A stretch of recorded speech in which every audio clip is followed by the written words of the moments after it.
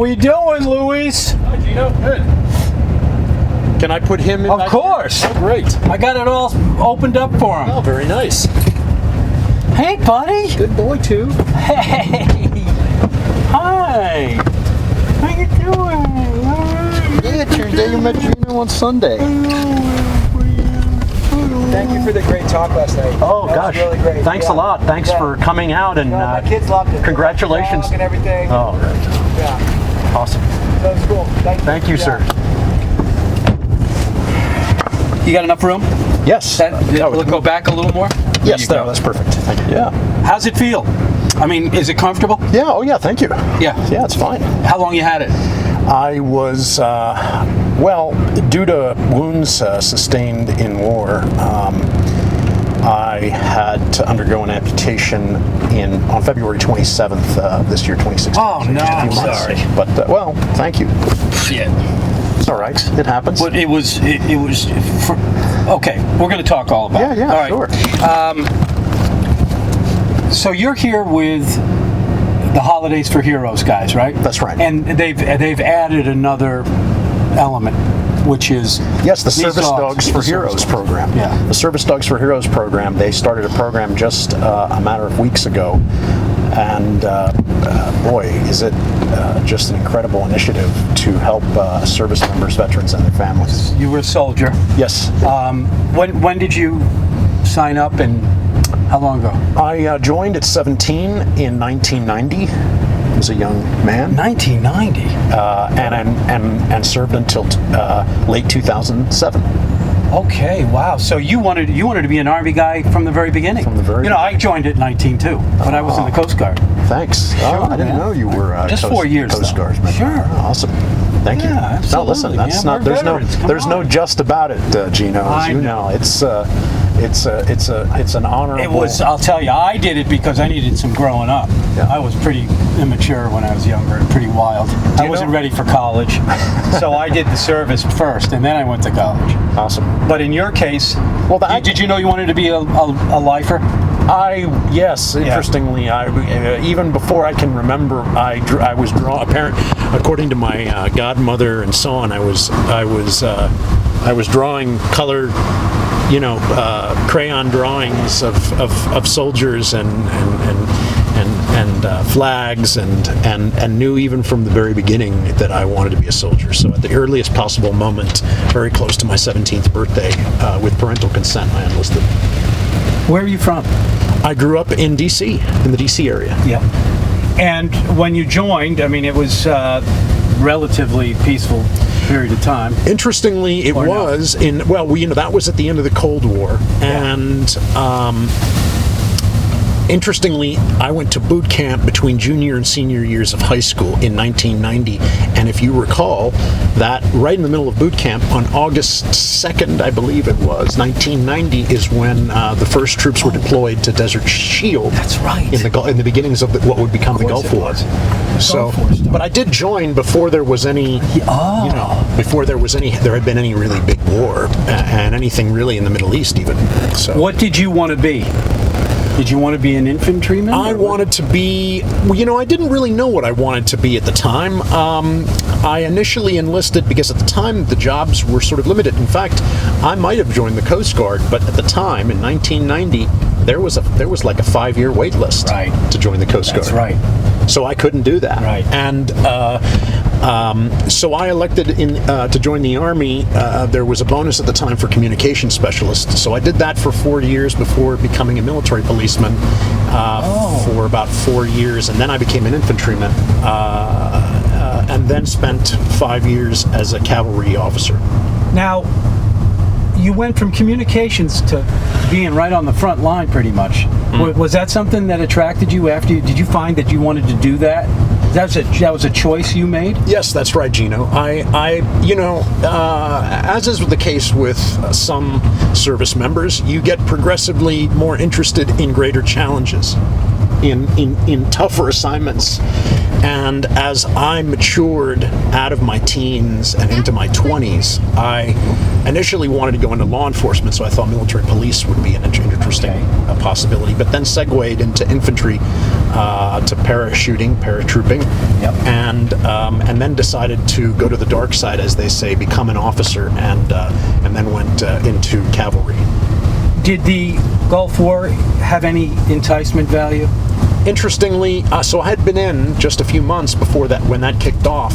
I didn't go to the Gulf War because at the time I was 17. The Gulf Desert Storm was just a month long, as you might recall. It was I turned. That's right, yeah. It was March of '91. The war was over in March of '91. I graduated from high school in June of that year. And interestingly, you can join at 17, but you can't go into combat until you're 18. So I wasn't of age yet. So at the time, and I know this is extraordinarily crazy for some of your listeners and viewers to think, but at the time I was disappointed that I didn't get to go and contribute. Yeah. So to answer your question in a long form, I was interested in the crucible of combat. Right. Yep. All right, So then I spent the 90s soldiering, Yeah. and went to ROTC, commissioned a second lieutenant. Wow. And then, That's good. yeah, it That's was the a good only way to experience. join. As far as if I had to do it over again, I'd be an officer, not enlisted. Well, both. I think Yeah? it's. I think it's yes. yeah. The way you did it I is think the I mean, ideal. The way you did it and the way the majority of people do Right. it, right? They enlist. Right. I think gives a very rich perspective. Sure does. That I think makes for better leaders. So it was so I went to ROTC, commissioned, and right in the middle of completing ROTC, 9/11 happened, and things got very serious. Obviously, I completed ROTC in December of 2002. This was right before. This was, as you recall, in the hot and heavy discussions about Iraq and the invasion.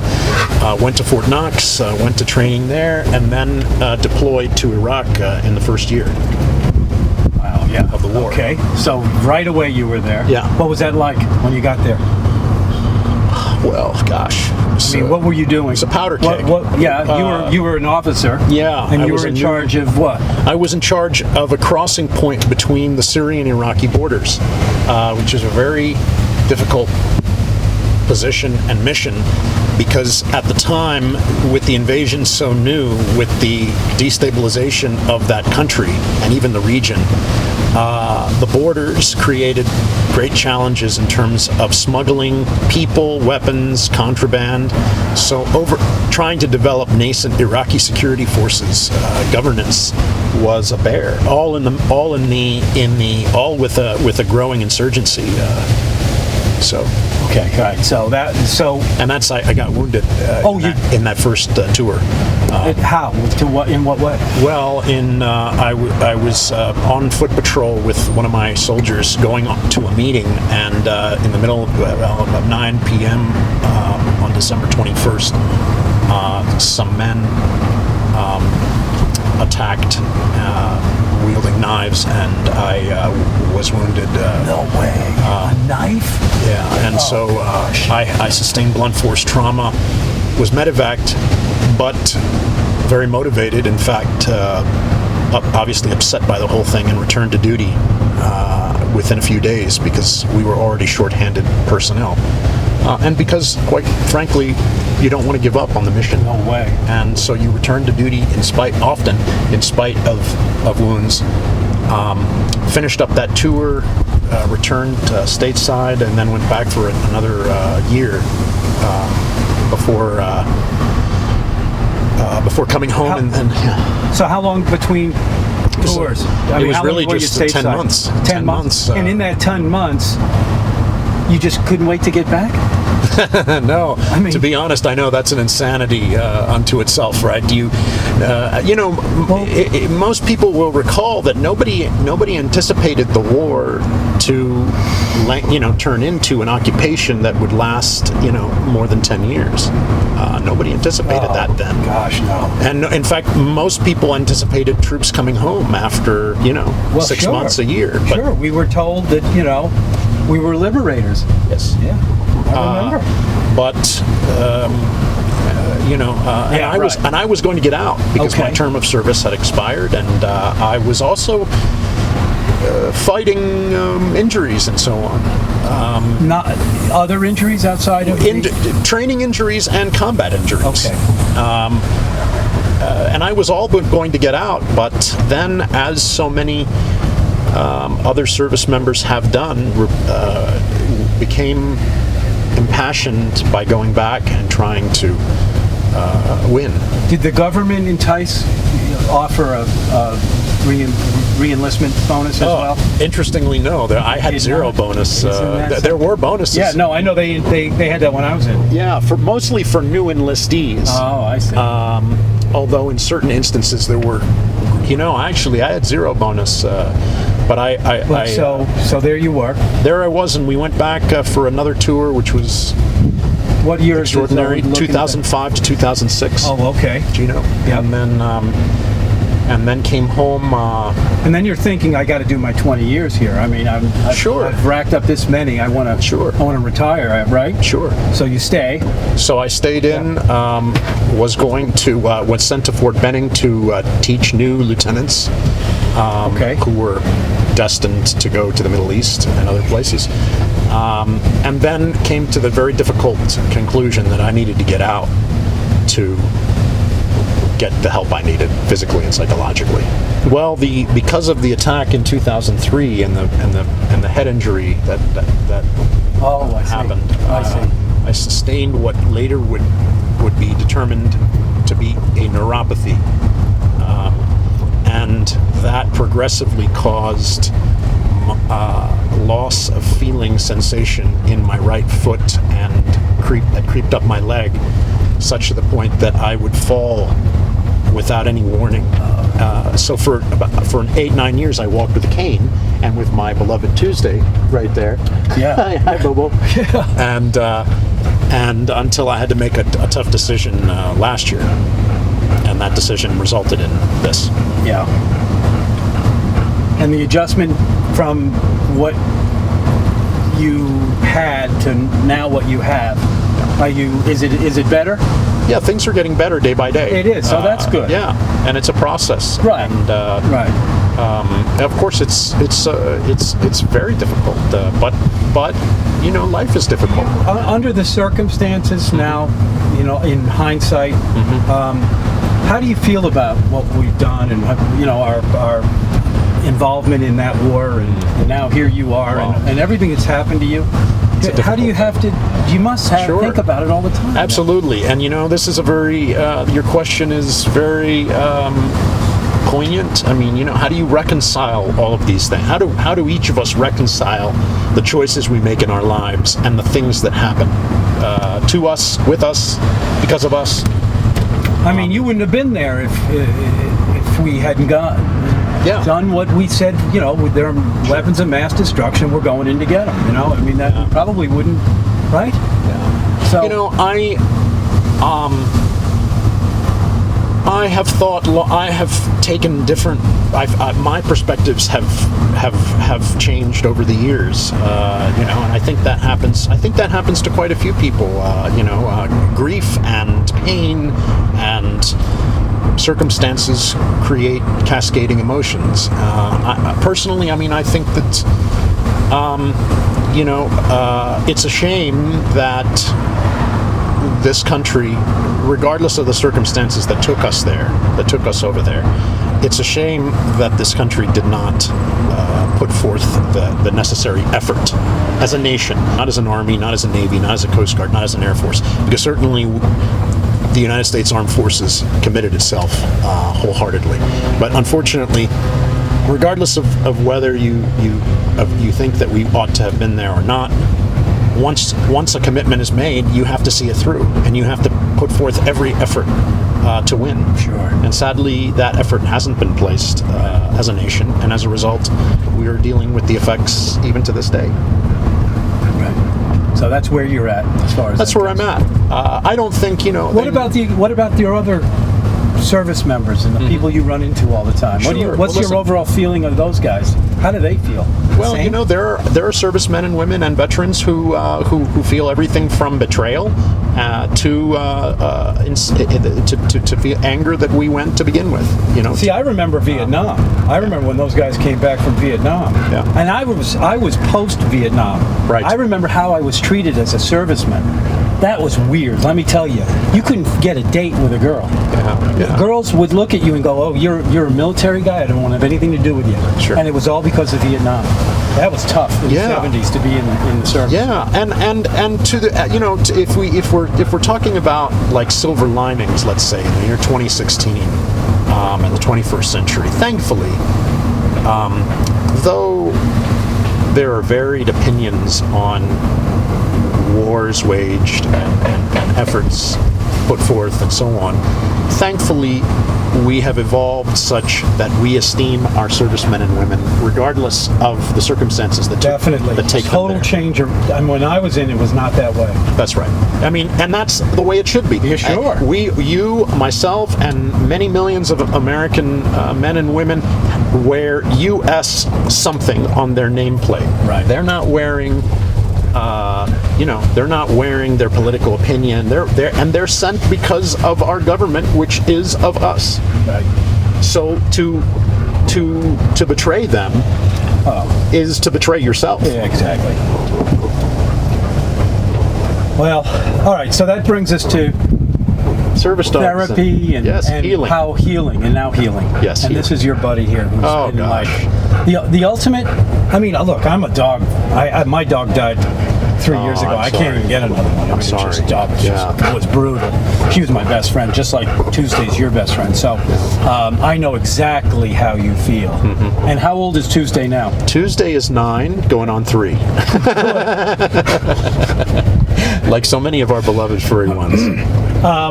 And did you get her when she was right out of school? Is it that she was schooled to be a dog for you? Is that correct? Tuesday, yes. Tuesday was trained for 2 years and 2 months, and from birth until he was 2 and 2. And then I got him, and we've been together for almost 8 years. And to answer your question, maybe with a little more substance, indeed, Tuesday, I mean, I esteem, of course, conventional medical, clinical modalities of therapy, but service dogs are an amazing new-ish manner in which people with disabilities can heal, can negotiate their lives with disabilities, can pursue happiness, can return to work.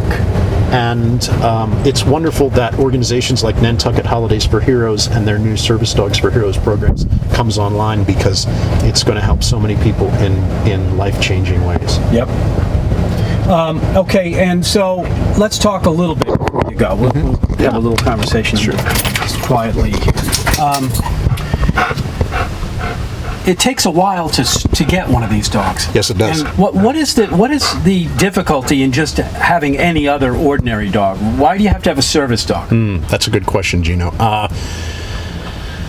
Well, dogs are our oldest friends, as we all know, and their values, regardless of their training, are immeasurable. However, a highly trained dog, a dog that has been trained for years by professional trainers, is then able to perform tasks, physical, psychological tasks that can, in very real, practical ways, help a person live their life. I mean, just on the way to meet with you today, I can't always wear this prosthetic leg.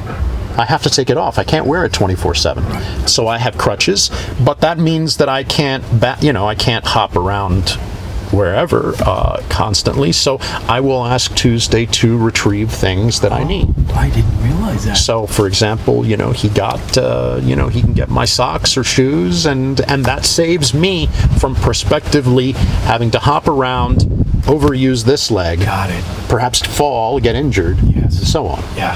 To everything from helping me sleep because I have post-traumatic stress disorder, and being able, I'm able to enjoy some time with you. We're able to enjoy some time with you because I had a good night's sleep. Right.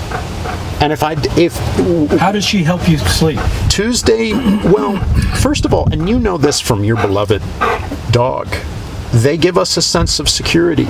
They give us a sense of calm, of calmness, of peace, of tranquility that creates an atmosphere that's conducive to resting well. Tuesday, though, was trained, and he if I used to have very bad nightmares called night terrors, and now I really don't have them anymore. Tuesday will wake me. He will, if he notices that I'm wrestling about in my sleep, he will come and he will paw me. And let me tell you, when you get woken up, as you know, by your furry spirit, I don't know that my dog could do that, but I could imagine. But for sure, what you I'm sure you recall, as so many other people with their animals, their cats, their dogs, when they come up to them by the bed, on them. Oh yeah. And that's sort of a snuggle, of a comfort. Oh sure, absolutely. Do you have anyone in your life? Unfortunately, I'm divorced. I'm single, and and I don't have any kids. So it's just Tuesday. How long have you been divorced? My marriage, sadly, was a casualty of war. So that was in 2005. Okay. Are you looking forward to finding that person? I would love to find a lovely woman to. But you got to feel good too. I mean, before you really can find that person, you got to feel really good too. That's a great point, Gino. I think a lot of people, regardless of circumstance, don't necessarily figure that out. Thankfully, I'm at the best point I've been, even with this just happening, and one of the best points in my life. Well, geez, man. I mean, I saw you speak in the tent here about a week ago, and that was just fantastic. That's why I knew I wanted to take you for a ride. And I really appreciate you going for a ride with me. Oh, are you but kidding? one thing is that if people want, you have a especially best-selling, with a fellow veteran. Absolutely. Yeah. And let me tell you, our Coast Guardsmen and women, they don't deploy to war. The war for them is 365 days a year, protecting our borders and our shores. And and honestly, that's the truth. So, thank you. Oh, sure, buddy. So you have a book too. Yeah. Right? You wrote a book? We have a few books, one memoir and 2 children's books. Oh, and, our latest children's book was released just a few weeks ago. It's titled Tuesday Takes Me There. Okay, so they're books about your relationship with your dog. So true. Is that how you make a living? Yes, we go around and we speak and we educate and inspire and go to schools and libraries and give little talks and presentations. So where are you off to next? Let's see. We're going to New York actually in a few days, and then we'll. But we're so honored and delighted. This is our first trip to Nantucket. Oh yeah, it's quite a place, isn't it? Oh my gosh, it's everything people talk about. Yeah, we love it. I've been here 30 years, and it used to be a little secret place. Now it's not so secret. Fancy. But still, as you can see, still as lovely as you can possibly. Oh no, people still love it for the same reason that I loved it when I came here 30 years ago. The people, the place, the ambiance. Yes. Louise, it was great to meet you. Oh, likewise, Gino. Right, yes, That's and all the best to you, and I wish you all the best. You and Tuesday. Likewise. Thanks for covering and for doing these stories.